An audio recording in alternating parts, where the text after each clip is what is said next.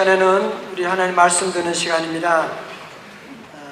고양 기독교 총연합회 대표 회장님이시고 일산 새중앙교회를 섬기시는 강성봉 목사님께서 나오셔서 말씀 증가하실 때 할렐루야로 우리 함께 환영하시고 바랍니다.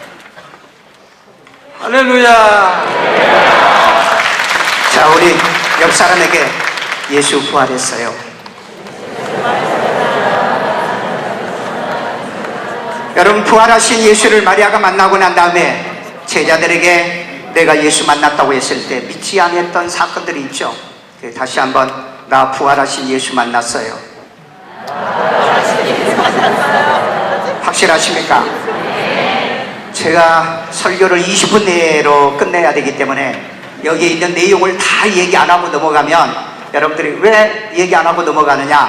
이해하고 넘어가면 돼요. 이해하고요. 자, 예수 부활은 내 부활이다. 우리 옆 사람에게 예수 부활은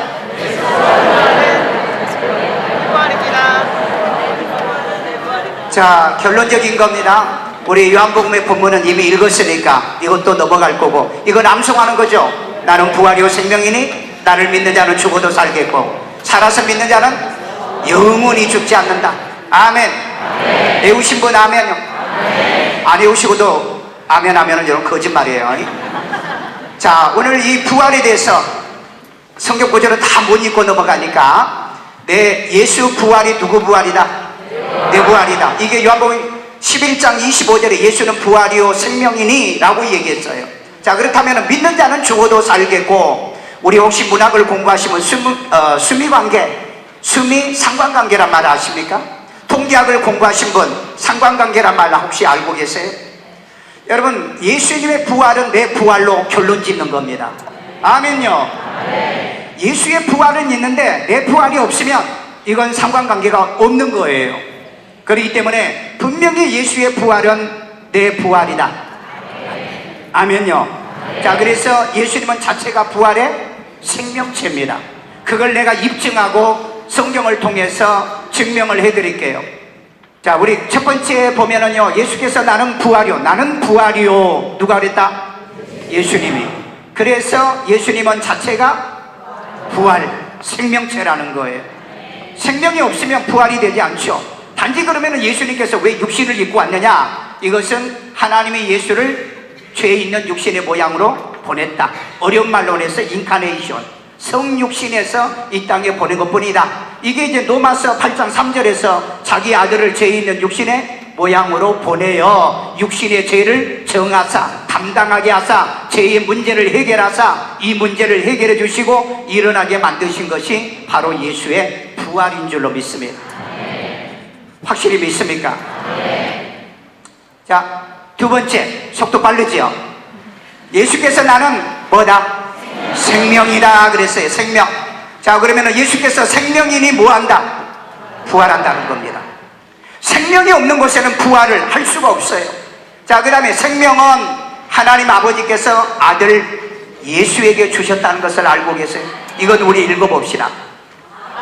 아버지께서 자기 속에 생명이 있음같이 아들에게도 뭘 주어? 생명을 주어. 여기서 계산을 잘해야 돼. 상관관계를 잘 맺어야 돼. 아버지께 있는 생명을 아들 예수에게 주셨다. 그런데 그 생명이 뭐냐? 조에라고 헬라어에 생명이라는 단어를 쓰고 있어요. 아버지가 가지고 있는 생명이 조에, 그 다음에 아들에게 준 생명이 조에, 헬라어로 그렇다 이 말이에요. 자, 그 다음에 하나님의 아들 예수가 마음에 있어야 이 생명 조회가 있다. 우리 요한일서 5장 12절 시작. 아들이 있는 자에게는 생명이 있고 하나님의 아들이 없는 자에게는 생명이 없느니라. 자, 하나님의 아들 누구십니까? 예수님이세요. 이 예수님이 안에 있어야 내 안에 뭐가 있다? 생명이 있다. 자, 정리할게요. 생명은 누구에게 있다? 하나님에게 있다. 하나님에게. 그 생명을 누구에게 줬다? 독생자 아들 예수에게 주셨다. 그런데 그 독생자 아들 예수가 있는 자에게 뭐가 있다? 생명이 있다. 그 생명은 무슨 생명? 조회라고 하는 같은 동질의 생명이 있더라는 겁니다. 그렇기 때문에 여러분, 다른 종교에서 구원을 얘기하고 다른 종교에서 생명을 얘기해봐야 하나님은 자기 독생자 아들 예수에게만 주었다. 그 다음에 독생자 그 예수가 있는 자에게만 생명이 있게 만들었다. 이게 하나님의 법칙인데 믿으세요? 세 번째, 예수를 영접하고 믿는 자는 죽어도 살겠고 우리 있습니다. 25절 예수께서 이르시되 나는 부활이요 생명이니 나를 믿는 자는 죽어도 살겠고. 여러분, 이 세상 요즘 사람들이 뭐라고 그래요? 살겠다 못 살겠다? 못 살겠다. 장사하는 사람도 죽겠다. 그 다음에 알바하는 애들도 죽겠다. 다 죽겠다 그래요. 여러분, 우리 죽을 필요 없다. 왜? 죽어도 사니까. 옆 사람에게 죽을 필요 없다. 내가 죽어도 살린다는데. 참, 나는 이 말씀이 얼마나 멋진 말씀이에요. 죽어도 살겠고. 그러니까 죽는다는 소리 하지 마. 왜? 죽어도 주님이 살려버리니까. 이게 뭔지 아세요? 부활이라는 겁니다. 이 부활의 은혜와 축복을 여러분들이 갖고 살고 있다는 겁니다. 그 생명이 누구 안에 있어요? 내 안에 있다는 거죠. 자, 그렇다면 우리 또 읽어봅시다. 예수를 죽은 자 가운데 살리신 영이 죽을 몸도 살리더라, 부활시키더라. 우리 로마서 8장 11절 예수를 죽은 자 가운데 살리신 이의 영이 너희 안에 거하시면 건너뛰어서 그 영으로 말미암아 너희 죽을 몸도 살리리라. 아멘. 여러분, 여러분의 그 몸뚱아리를 살리는데 그 몸에 있는 신령한 영적인 몸을 살리겠다는 것이 예수님의 언약입니다. 자, 보세요. 살리는 것은 뭐니? 영이니. 예수의 말은 뭐더라? 영이요 생명이라. 요한복음 6장 63절 시작. 살리는 것은 영이니 육은 무익한 것이라. 내가 너희에게 이른 말은 뭐니? 영이요 생명이라. 오늘 여러분에게 들려준 이 말씀이 뭐다? 영이요 생명이라고 그랬잖아요. 이건 믿으세요? 베드로전서 1장 23절에 너희가 거듭난 것은 항상 살아있는 말씀으로 된 것이니. 아멘요. 그래서 예수님 마태복음 4장 4절에 뭐라고 그랬죠? 사람이 떡으로만 살 것이 아니라 하나님의 입에서 나오는 모든 말씀으로 사는 것이라. 왜? 말씀이 저와 여러분을 살리는 거예요. 내 영혼을 살리는 거예요. 여러분의 삶을 살리는 거예요. 여러분의 병든 육체도 말씀이 살리는 겁니다. 오늘 여러분, 말씀이 있어야 사는 역사가 일어나요. 교회도 말씀이 있어야 사는 역사가 일어나요. 오늘 여러분 살리는 이 말씀, 오늘 여러분에게 예수님이 분명히 얘기했잖아요. 살리는 것은 영이니 나의 말이 너희를 살리는 생명이니라. 아멘요. 그래서 여러분, 말씀을 주야로 귀기하면서, 말씀을 묵상하면서, 말씀을 교회 오면 받으면서 말씀으로 승리하기를 주의 이름으로 축원합니다. 에레미야는 말씀을 내가 받아 먹었다라고 말씀했어요. 오늘 여러분, 주의 종들이 말씀을 전할 때마다 말씀을 받아 먹으세요. 그러면 내 영혼이 사는 거예요. 믿음이 사는 거예요. 여러분의 삶이 살아날 줄로 믿습니다. 왜? 하나님의 말씀은 살리는 거기 때문에. 아멘요. 자, 그 다음에 이 살리는 하나님의 말씀 속에서 그러면 과연 마지막에 이 부활을 2000년 동안 우리가 기다려왔잖아요. 2000년 동안. 그런데 많은 사람들이 이 부활을 믿지를 않아요. 믿지를 않는다고요. 그래서 무천년서도 주장하는 이론들이 지금 나오기 시작했고요. 예수님은 안 올 것만 같지요. 이 세상이 너무 좋은데 예수님이 오셔야 부활을 할 건데 안 오실 것 같죠. 예수님이 어느 정도 가까이 왔는가를 저는 성경도 이제까지 이 증명하는 말씀과 그 다음에 우리가 이 세상에 보이는 징조를 통해서 여기서 제가 결론을 맺으려고 합니다. 여러분, 2019년도에 세계경제 대전망이라고 하는 영국의 파이낸셜 이코노믹지에 나온 이 그림입니다. 화보입니다. 자, 여기서 세상의 종말을 예고하고 있다는 걸 여러분, 이거 보신 분? 이거 여러분 혹시 이 잡지 보신 분? 못 봤어? 여러분, 오직 하나님 말씀밖에 안 봐지. 다른 건 관심 없다. 좋아요. 그래서 오늘 내가 설명해 드릴게요. 자, 여기 보면은 비우스적 인간이라고 했는데 이건 500년 전에 레오나르도 다빈치가 그린 그림입니다. 500년 후에 바로 이런 인간이 태어날 것이다 라고 얘기를 하고 있는데, 이 인간을 바로 이 앞부분에서 뭐라고 얘기하고 있느냐, 앞부분에서 여기에 나오죠. 적그리스도의 출현을 예고하고 있어요. 여러분, 놀랍지 않아요? 세상의 경제 잡지에 이 표지를 내놓고 있다는 거 놀랍지 않으세요? 오늘 여러분 세상을 여러분들이 보고 여러분들이 그냥 세상은 세상이겠지 라고 생각하지 마시고요, 하나님은 이런 데서도 역사한다는 걸 좀 보세요. 자, 그러면은 성경의 다니엘서에 보면은요, 9장에 보면은 7장과 다니엘서 9장에 보면은 구약의 부활의 근거가 있습니다. 바로 70일의 중에 마지막 한 일회 전에 예수님이 오실 거에 대해서 얘기하는데, 바로 다니엘서 12장 2절에 많은 사람이 깨어나 영생을 받는 자도 있겠고 그랬어요. 댓글 가운데 이건 다니엘에게 보여준 부활의 역사를 얘기하고 있습니다. 이 일이 점점 지금 다가오고 있다 이 말이에요. 이 다가온 것을 여러분이 알고 인지하고 인식하고 깨닫고 살아야 될 줄로 믿습니다. 자, 부활의 증거에 대해서 또 신약의 부활의 증거인데, 마가복음 11장 21절에 보면은요, 저주하신 무화과 나무가 말랐나이다 하는 말이 있어요. 이게 무슨 내용인지 여러분 아십니까?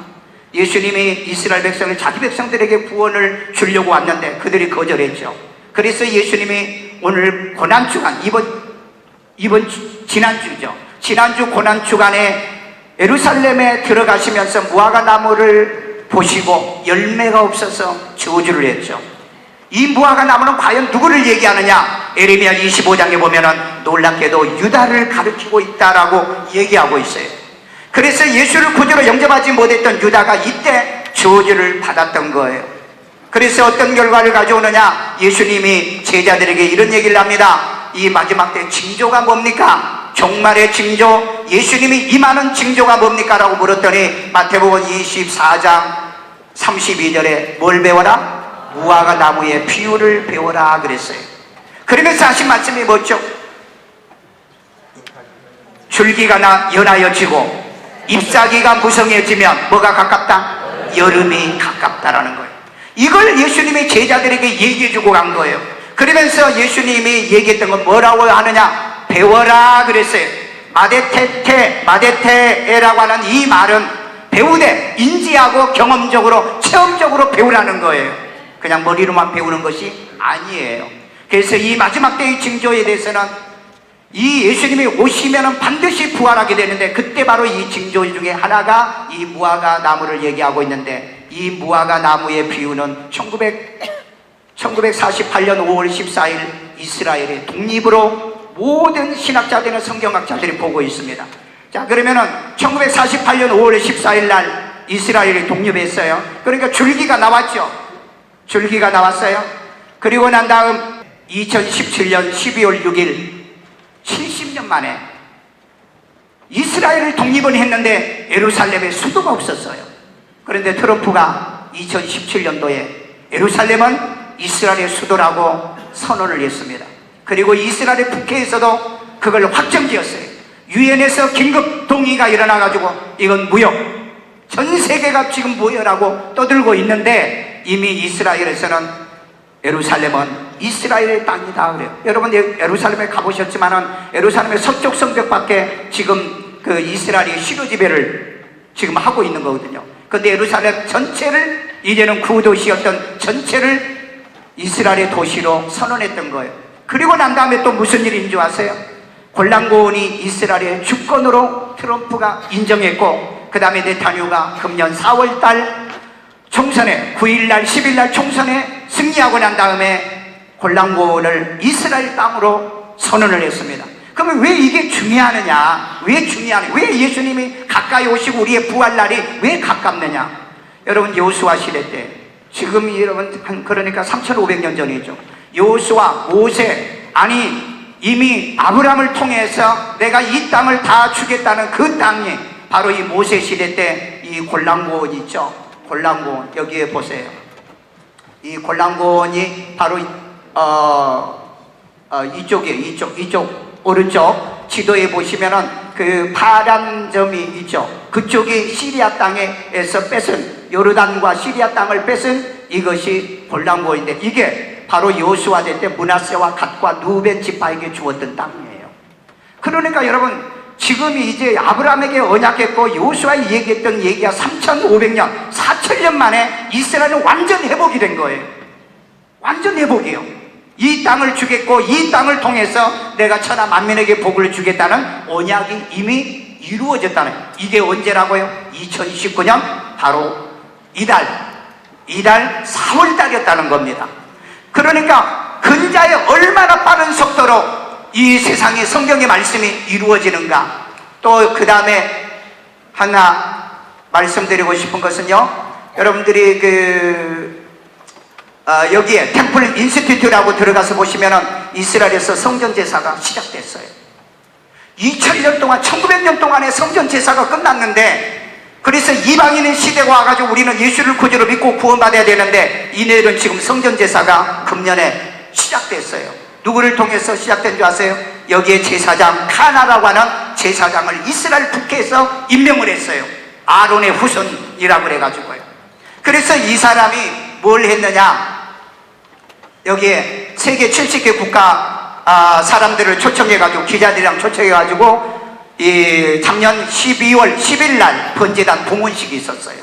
그래서 여기 최초로 1900년 만에 성전 제사가 시작된 거예요. 그런데 이 성전 제사하고 그러면 우리하고 무슨 상관이 있냐? 우리하고는 상관이 없어요. 그럼 주님하고는 무슨 상관이냐? 바로 이때 예수님이 오겠다라고 하는 것이 요한계시록 13장 이후에서 나타나고 있다 이 말이에요. 그리고 다니엘서를 얘기하면서 예수님께서 읽는 자는 깨달을지언정 하면서 바로 성전에 가증한 것들이 세워지면 그때가 종말이라고 얘기하고 있습니다. 그 종말이라는 것은 예수님이 오셔서 저와 여러분을 부활시키겠다는 의미를 얘기하는 거죠.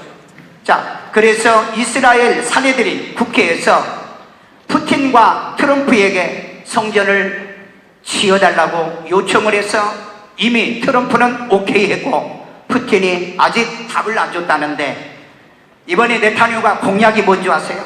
그는 절대 이기지 못한다고 그랬어요. 세계 여론이 그렇고 이스라엘에서 인기가 없었어요. 그런데 놀랍게도 자기가 만약에 이기면 11월 달, 4월 달에 그 골란고원을 합병시키겠고 11월 달에 삼성전을 세우겠다고 공약을 했어요. 그렇기 때문에 이겼다고 그랬죠. 이겼으면 지금 골란고원을 합병을 시켰어요. 자, 그러면 나머지는 11월 달에 성전을 지어진다고 한다면 이건 예수님이 가까이 오신다는 징조를 여러분에게 알려드리고 싶어서 제가 얘기했고요. 그래서 여러분들 얼마만큼 가까이 와 있느냐, 이스라엘에 2018년 종교 통계가 있었어요. 2018년 종교 통계가 있는데 여기에 보니까 기독교가 2%인데 숫자가 나왔는데 15만 6천 명이 정식으로 이스라엘 국가에 나는 기독교인이라고 이 설문조사에 통계에 잡혀 들어가는 내용이 있더라는 거예요. 자, 그러면 지금 뭐가 맺어지고 있는 거죠? 무화과 나무 줄기가 나왔고 잎이 나왔고 그 다음에 지금 뭐가? 열매가 맺고 있더라는 거예요. 이게 마태복음 24장에서 얘기하기 때문에 그때 바로 끝이요 그것이 징조다라고 얘기를 하고 있는 거예요. 자, 그런데 놀랍게도 여러분 오픈도어에 들어가니까요 땅끝까지 복음이 완료됐는데 언제 완료되어 있느냐? 2015년도에. 여러분 마가복음 여기 읽어보세요. 마태복음 24장 읽어봐요. 이 천국의 복음이 모든 민족에 증언되기 위하여 온 세상에 전파되리. 그제야 끝이 오는데 언제 끝났다? 2015년도에. 2015년. 왜 이걸 근거로 하는 줄 아세요? 2020년도까지 지구에 56억 60억이 스마트폰을 사용한답니다. 그런데 지금 가지고 있는 약 한 4, 50억의 인구가 스마트폰을 사용하는데 이 스마트폰을 통해서 이 복음을 접하고 있다는 통계가 나와 있어요. 그렇기 때문에 복음도 끝났지만은 앞으로 이 복음은 계속해서 스마트폰으로 전달이 되어져서 이 스마트폰의 혁명이 바로 이 복음의 전파의 혁명도 일어나고 있다는 겁니다. 마지막으로 그러면은 예수님께서 내가 오기 전에 누가 먼저 온다? 여기 있잖아요. 여기 누가 먼저 온다? 그리스도 안티크라이스트 적그리스도가 먼저 온다고 그랬어요. 그러면 이 적그리스도의 출현의 징조에 대해서 얘기할게요. 이 성경 구절로 넘어가고요. 여러분 여기가 어딘 줄 아세요? 네덜란드 헤이그입니다. 여러분 우리나라와 관련이 많이 있어요. 헤이그에 여러분 홈페이지 들어가시면은 2020년 6월 달에 헤이그 궁전에서 전 세계 종교 대회가 모여서 종교 통합 대회를 한다고 그랬어요. 그래서 여기에서 누가 나올 거냐? 여러분 알다시피 적그리스도가 먼저 출현할 거라. 언제라고요? 2020년 내년도입니다. 그래서 교양이 지금 뭐하라고 다니냐? 원 월드 릴리존이에요. 세상의 모든 종교는 하나로 통합해야 된다. 그래서 놀랍게도 지금 그들은 성경이라고 얘기 안 합니다. 성서를 새롭게 만들고 있다는 거예요. 어쩌면 저와 여러분들이 부활절의 예배를 마지막에 이 예배가 될는지는 우리는 모르겠어요. 오늘 그렇기 때문에 그런 경각심을 가지고 여러분들이 살아야 돼요. 이런 경각심을 가지고 만약에 예수님이 오시기 전에 내가 죽는다면 내가 마지막 해야 될 일이 뭐냐? 예수의 부활이 나의 부활의 근거를 만들려고 하면 뭐냐? 우리 고린도전서 15장 40절에 신령한 몸이 있어야 여러분이 부활한다는 거예요. 믿으세요?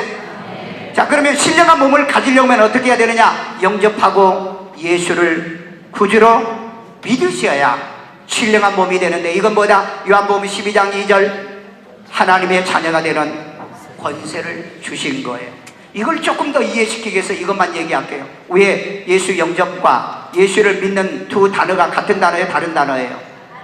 다른 단어입니다. 의미가 달라요? 같아요? 다릅니다. 여기 영접한다는 말은 뭐예요? 남반어란 말인데 접두전미사가 변하면서 동직설 과거 능동 복수형으로 바뀌어요. 이건 영접은 과거 능동형이에요. 그리고 복수형입니다. 예수는 어떻게 해요? 시도 때도 없이 영접하라는 거예요. 그 다음에 두 번째 믿는다는 단어는 피스티오신이라는 말인데 현재 능동형이고 이것도 복수형이에요. 어제 믿으셨어요? 오늘도 믿으셔야 돼요. 지난주에도 믿었어요? 오늘도 믿으셔야 돼요. 이게 현재 능동형으로 됐어요. 자, 그런데 하나님의 자녀가 되는 권세를 뭐 했다? 주셨으니 그랬죠. 주셨다고. 이게 에도켄인데 에도켄은 과거 능동형이에요. 여러분, 하나님의 자녀는 예수를 영접하고 믿을 때 받는 거예요. 주신 거예요. 이거 믿습니까? 그래서 여러분, 지금 하나님의 자녀란 확신이 있습니까? 예수를 구주로 영접하는 확신이 있습니까? 이건 그런데 단수예요. 하나님의 자녀는요, 반복해서 자녀가 되는 게 아니에요. 구원은 몇 번 받나요? 한 번 받죠. 그 다음에 하나님의 자녀는 몇 번 되나요? 한 번 되면 영원히 신앙만 하시면 돼요. 이 진리 안에 여러분이 살아가시면 무슨 일이 있느냐? 무슨 일이에요? 아버지께서 자기의 생명을 아들에게 준 것처럼 아들에게 있는 이 생명을 우리에게도 주시기 때문에 우리는 신령한 몸으로 부활을 하게 되는 겁니다.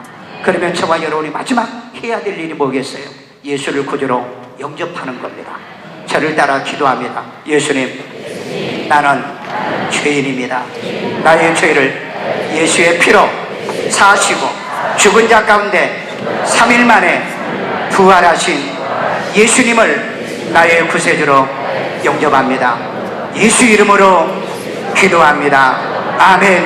자비로우신 아버지 하나님, 오늘 이 부활절에 예수님의 부활인데 부활이 되기 위하여 예수를 나의 구주로 영접하고 하나님의 그리하여서 내 신령한 몸을 만들어 마지막 주님이 오시는 어느 때 언제 오실지라도 우리가 들림받고 또한 하나님의 부활하는 이 영광스러운 은혜에 참여하기 위하여 오늘 이 자리에 모여서 주를 그리스도로 구주로 믿는 사랑하는 우리 모든 성도들이 하나도 누락되지 아니하고 상실되지 않고 잃어버리지 아니하고 우리 모조리 이제 하나님의 이 땅에서 부활을 경험하게 하여 주시고 이미 간 성도들이 부활하게 하여 주시옵고 우리들이 변화되게 하여 주시옵고 주님 만나는 영광스러운 부활절 예배가 되게 하여 주시옵소서.